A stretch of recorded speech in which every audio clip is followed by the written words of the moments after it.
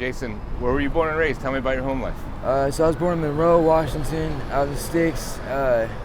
Growing up was kind of rough. My parents got divorced early. My two older brothers were 10 years older than me, 10 and 12 years older than me. And so I was close to one of them. The other one I wasn't really close with. My dad had another kid. My mom, my mom's like a soldier, bro. She's filthy. She had a bunch of bad stuff happen to her life that I won't go into detail about because it's her personal stuff. But she had like brain trauma, and she had surgery where the doctors were trying to take out something in her neck, and they fucked up and took out her thyroid, and that regulates all your emotions and shit. So basically, like every couple months, her tolerance to the drugs would go up. So there's always like some crazy big thing that would happen every couple months, right? But I mean, so out here on the streets and all that, I've been bouncing around like a volleyball at a frat house since I was like 15. Just everywhere. Let's not put anything on my parents. They did the best job they could. I was just kind of wild and rambunctious, you know. Didn't pay attention. Well, I should have. But yeah, I'm a 10th grade dropout. I currently am staying at a shelter out here in Seattle, which is kind of cool, but it's kind of whack too because they just throw a bunch of people that are totally different in a room and expect us to work together, and then, you know, it's hectic, you know. Yeah. But let's go back to your childhood. I'm curious. Yeah. So you were growing up. You had two older brothers, and your mom. You said every once in a while there'd be like a what would you call it? Like a little episode, an incident episode. Yeah. Like for example, like what do you mean? Like so, the thyroid is what regulates the chemicals in your brain to fucking go out and function when they're supposed to. So she'd be thinking things that weren't true, and she'd get caught up in her head and go on kind of a psychosis. And not to mention like the trauma that she went through with her ex-husband before she met my dad and stuff. So there's like a fight or flight thing that kicks into her, you know. And it's kind of been like one of the bigger things in my whole life like I had to deal with was like me and my brother that were close. We were close because we had to go find my mom and stuff, and he'd always come pick me up whenever I needed him and shit. You said find your mom. Yeah, find my mom. She would leave the house. Yeah, she'd leave, disappear for a couple days or whatever. She has an addiction problem too, but she's doing fantastic now, actually. Yeah, when I was 18 years old, my older brother that I was close to died in my arms at my house that I rented. I worked when I was 16 and 17, and I rented a house, and he passed away from a heroin overdose. I didn't know he was doing it. I had no idea. He was depressed. His wife had just left him and stuff. He was 10 years older than me, like I said. He was 27 when he died. April 25th, 2016. Shout out Troy. He was my boy. Taught me how to talk, taught me how to hustle, taught me, like, you know, just kind of like some rules of life or whatever, you know. So you guys moved in together? No, I rented the house. He'd come over all the time. Oh, gotcha. I see. He just was visiting. Yeah. My dad's awesome too. Like, he taught me how to work on cars and all that stuff. But just, you know, too spirited or whatever, you know. Yeah. I just had to go do my own thing, figure it out. But yeah, Troy got me my first job when I was like 13, full time, working at Bobby Wolford's Trucking and Demolition, sorting through recycled stuff and like. Well, I'm curious. So you were going to high school, and how come you dropped out? Like what happened? So I started off in Lake Stevens after I moved from Gold Bar to Salton, Monroe to Linwood to Lake Stevens to Granite Falls to all different school districts. I never really fit in anywhere and stuff. Always moving, bouncing back and forth. And when I was in 9th grade, they wouldn't let me go to the Lake Stevens High School because I'd gotten into some trouble and stuff. So they sent me to the alternative school in Granite Falls. And so I had to take the city bus out there and stuff. And you know, I just kind of fell into the bad crowd, stopped going, and just kind of bounced, you know, just kind of went to my own thing. Yeah. You know, I passed 3 of the GED tests though. I just gotta do one more, but I don't know. It's yeah. I mean, there's a bunch of other stuff. Just a bunch of, you know, I'm not gonna go into. Like I said, my mom's doing awesome right now. She actually works with the homeless out here, actually. Well, tell me, I'm curious about her transition from, you know, addiction to working with homeless. When my brother died, she was living in Arizona, and she was doing good down there and stuff. Been sober and all that for a while, and my brother died, and just, you know, like shocked everybody, you know, and like he wasn't the type to like talk about his feelings or any of that stuff, you know. He was always getting cars and flipping cars and like always kept working and, you know, hustling and stuff, and he was in the union and shit, but so when my brother died, like it just kind of, you know, like that plus like all the stress and like shit that happened and just like, you know, like I feel like we all were just kind of wanting to be with each other, but like we didn't, because just it just wasn't the way it was. But I recently went up to my dad's house for the first time in like a couple years though, like 2 weeks ago, and then saw him and shit. It was hella cool. So, you said you visited your dad? Yeah. And yeah, when was the last time you'd seen him before that? Well, when I was in the hospital, I messed my eyes up hella bad. So my contacts got stuck to my eyes, and I got corneal ulcers. I was blind in the hospital for like 3 days. I couldn't see anything.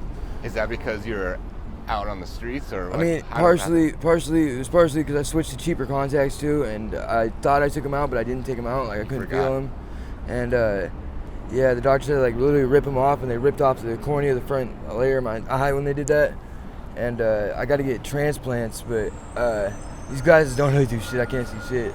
But the first like appointment for that is not until like May 2024. So I'm out here blind till then. But so you were in the hospital, and that's when your dad came in. Yeah. Gotcha. How long ago was that? That was end of April, kind of. Okay, gotcha. Yeah. So you're in contact with your dad and your mom. Yeah. Gotcha. I'm always in contact with my mom, but my mom called my dad, and he showed up there and stuff. I see. And you said you had two brothers, right? Yeah, my oldest brother TJ, he's cool. He does everything right. He works in the union. He's got 3 beautiful kids and stuff. My nieces, my nephew, and he lives down south somewhere. He's doing his thing. It just like he was like 12 years older than me, and we never really connected, you know. Yeah. Like I said, like growing up, my dad and like all boys and stuff. Like we worked on cars and rode dirt bikes and shotguns and shit. Like we didn't really talk about feelings, you know. Yeah. So I think there's lots of people who are raised not talking about emotions and feelings. Yeah. And everyone's got them. Yeah. They all have them. And out here, man, I've dropped so many boundaries I had and stuff. I've never talked about this stuff before, but now I don't give a fuck really, because it's my life, and I'm gonna make it dope no matter what, you know. Like I'm doing something with my life. Like I said, my brother died in my arms. Like, are you open to talking about that story? Yeah, sure. I ain't got no harm, no foul. I mean, well, except for him dying, but all bad. Bad joke. Yeah. I guess I deal with stuff through humor, I guess, or whatever. Like I said, we were just kicking it in my house one day, and April 25th, 2016, we were just kicking it in my house. Like I said, I never really like finished school, so I was never really like the popular kid and stuff. I was always kind of the outcast. So 18 with a house and a car, what am I gonna do? I'm gonna party, right? We go buck wild, and I did. I went way too wild, and so I was having like people over there just partying, drinking, smoking and stuff, and I lit a car on fire in my backyard. It was my car, but I mean, that sounds right. You live in Monroe. You're just like a teenager. That sounds about right. Yeah. My brother was always helping me get cars too. Like 3 days before he died, he brought me a Jeep that I traded him, this little Honda I had for it, and big jacked up Jeep and shit. And he was just a cool dude. He was always looking out for me. And all of a sudden he went in the bathroom, and just next thing I know, he was a bigger dude. He was a big dude. Like you hear him talking or like huffing and puffing and moving around and stuff. And I didn't hear that, and then I heard a thud. So I ran around the outside of the house and looked in the window, and I saw him face down in the corner, and ripped the door off the hinges and shit. And everybody left except for this one kid that I punked out hella tough. Like I glued his hat to his head at a party. Like I was just being an asshole to him. He's the one that stayed and helped me. Like that humbled me like hella. Like it's crazy. It's crazy in like situations like that. Like you expect people to be there that aren't. They're just using you. You can see through it, you know. So everyone like ran. They just did. Yeah, they got scared. I mean, we're all 18, you know. Like just got scared. But you know? this one guy stayed. Yeah, this one guy stayed. Yeah, he's a cool dude. I won't say his name on here or whatever, because I don't know what he's doing, but yeah. So what'd you guys do when you found your brother? Called 911. Like I said, he was a bigger dude. He weighed like 350 pounds when he died, and I dragged him out to the living room and gave him CPR till the ambulance got there. And Man, just the way that the cops were when they got there, they saw an overdose. That's all they saw. They didn't care about nothing else. They saw an overdose. Another junkie. You know, they don't care about the people. They have to not care, I guess. You know, to do it or whatever. But just the level, they're not professional at all. Like, I mean, I was going kind of crazy too, though. You know, like my best friend just died and shit. You know, like. Yeah, my dad showed up first. I had to call him. I had to call my mom and tell her. And like that sound that she made when I told her, like, yeah, I never want to hear that again. Yeah, he's the only person that's been around me that's overdosed that I haven't been able to save. Though I've saved like 19 other people that have overdosed like around me and shit. Like gave them CPR, like made sure they came back and stuff. Like I know how to now, you know. And you know, like I said, he wasn't a junkie or nothing. He was just depressed. You know, he just thought, you know, I don't know what he thought, you know, but fucking, I definitely don't think he was meant to die, you know. Well, I don't think anyone's meant to die from doing drugs or, that's a tricky one. Yeah, I mean, fucking, the whole drug thing is like, they make us look so much worse than what it is. And shit. It is terrible, yeah, it's an epidemic, all that and all this and all that and boo-hoo and booyah and all that shit. But when you put people out on the street where it's cold, they have nowhere to go, and they're just fucking, everything's all dark, and everybody that walks by you looks at you like you ain't shit, and all you got's a backpack and a couple pairs of clothes, and you just, there's lots of resources out there, right? But like, when you first hit the streets, you don't know that, you know? You don't know that, and then all of a sudden you don't know what to do, and you get caught up in this void of like, shit, what the fuck do I do now? And just kind of go with the flow. You know, you go with people out here that have been out here and like they show you what to do, you know? How old were you when you were first unhoused? First time I stepped outside, I was 15. 15. Yeah. Yeah. But like I said, I was 16 and 17. I lived with this girl and I paid rent at her house and I fucking worked. I worked at a legit company and shit. Yeah. A campus. Sold roofs, windows, and siding. Gotcha. And yeah, and just worked my ass off and saved up. And when I turned 18, I bought a truck and I got that house and started being good for a second. And then that happened. And then, I mean, I definitely could have reacted better in the whole general aspect of things. Like, I just fucking, I went hella negative and shit. I started like going to parties and fighting people and just like wilding out of control. And it was stupid. And then I took off. I went to California for about 8 months. Just hopped off at the Greyhound station. What prompted you to do that? I was actually on the Greyhound to go to Arizona to see my mom. Okay. And I got to South LA and I was like, hopped and just new adventure. Just kind of, yeah. And I mean, I had a place to live and a job in like 3 weeks though down there. Great. Ain't bad for hopping off the Greyhound with one pair of clothes. I was 18 at that point, right after my brother died. And then after that, I came back up here, and I wasn't doing opiates yet. I was just doing uppers, and I went to rehab in Florida, and I was in Florida for about 8 or 9 months too. And Florida was dope. Like, I never would have came back, but I thought that I was having a kid, so I came back up here all sober and got a job and all that shit. It turned out not to be mine, thank God. I mean, but honestly, thank God. But it's a good kid. Like the kid's mom's like, she goes to church every Sunday and shit. Like, she's a good parent. Like, just, you know, I just kind of somehow got with her and like ruined her. But it wasn't me though, thank God. But yeah, so, yeah. But and that kind of fucked me up a little bit for a little bit until I actually thought about it. But yeah, when I got back from Florida, I moved back into my dad's house for a couple months, and my dad's like old school. Like his dad, which was his grandpa that raised him, was an old Navy vet and shit, all strict, you know, like you know, chew with your mouth open, get slapped at the table type shit, you know, like. Yeah. I never met that dude, but. Oh, you never met him? No, he was my great grandpa at that point. My dad's parents, they took off and split, and my dad's a really good guy. He works in uni, he works his ass off, and like my little brother's got it made. He's got like a brand new 2023 YZF 250. So he gets like all A's and B's in school. Did you ride in Monroe? Yeah, I'm always riding dirt bikes and always wheeling and stuff and riding dirt bikes and all that stuff, you know? Yeah. You know, like we go down to Oregon every year and to the sand dunes. He's a cool dude. My dad is, but it's, like I said, I don't know what it is. I just hella independent, you know. Yeah. I mean, my little brother's 10 years younger than me too, so I was kind of in the middle, like, you know. Yeah. But yeah. But anyway, what I was saying about my mom. So she came back up here, and about almost like 10 months ago now, she moved back up here from Arizona, and because she like wanted to get back involved with my life and all that, and came back up here, and I was in the streets pretty rough right then, like just kind of ducking everybody, and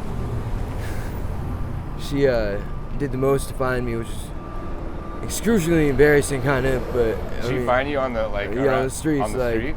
Yeah, and we talked a little bit. I told her she should go get a job as a social worker, and she did. Yeah, she's helping people get housed all in King County right now, and it's cool.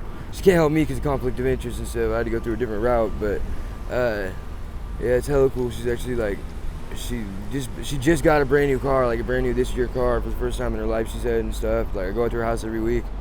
Like, it's cool. We guys reconnect like that, and I'm seeing my nieces and nephews more and stuff. It's cool.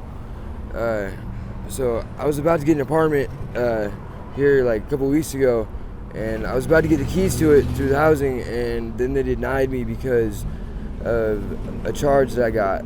I was so stupid. I was stealing some food, and the girl locked me in the store, and I hit the emergency exit, and when I was running out, she grabbed my backpack and she fell to the ground. And they called it a robbery, which they dropped, thank God. They dropped it like immediately, but the housing place saw that on there, the charge, and they wouldn't let me get the apartment. Wow. So now I gotta wait in that shelter for another, God knows how long, to get next thing going, you know? Yeah. But I'm definitely, for all you viewers out there at home and stuff, like, out here, like, I know you might get snarls from us and stuff, but that's just like a dog when he gets kicked, you know? Like, it sucks being out here, you know? Like, it really, really does.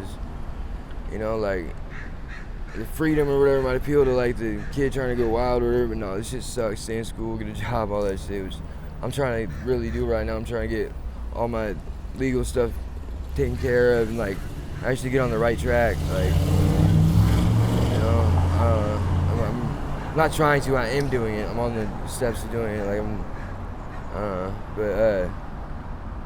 yeah, no, I definitely want to get, like, involved with, like, substance counseling or something, Yeah.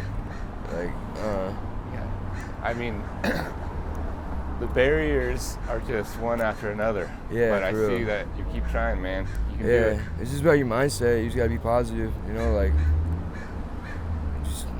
I mean. Yeah, you are. I mean, you know, when I met you over there, man, I was just like, you are definitely a positive person. Yeah, I mean, I've always read books and shit though. Like, I'm a lot smarter than I look.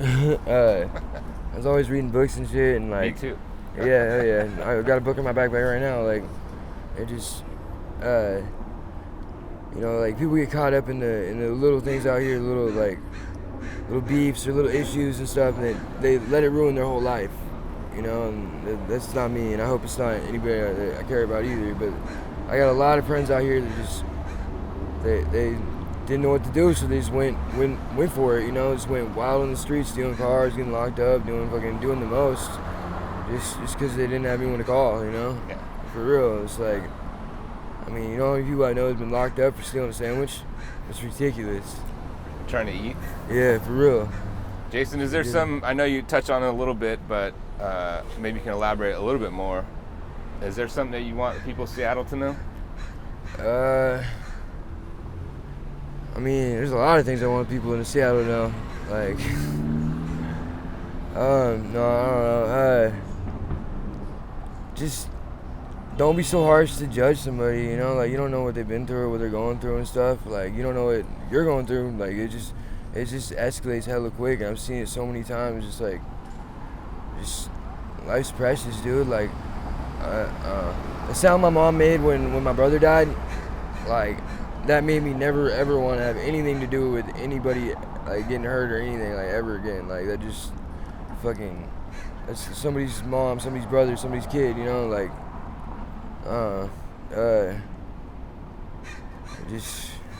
Y'all see me though. Cool, man. Well, it's good to hear your voice and Yeah. hear part of your story, man. I appreciate it. Yeah, for sure. Thank you for having me. Yeah, you got it, man. For sure. Appreciate it. Let me grab that mic and Yup. Get me paid now here.